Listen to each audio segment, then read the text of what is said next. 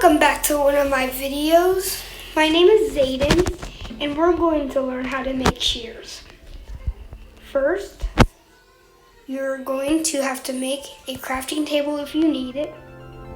You're probably going to. You're going to need to make a furnace. To make a furnace, going to cobblestone. Need 9.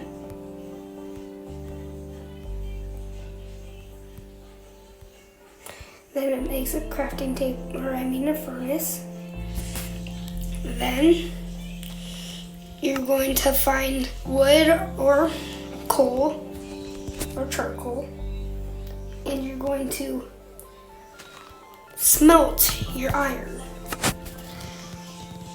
Then once you get your iron, you can make shears.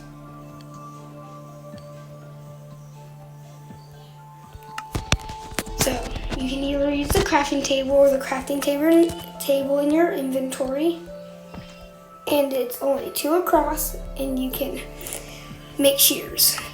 The purpose of shears is to shear sheep and to carve pumpkins.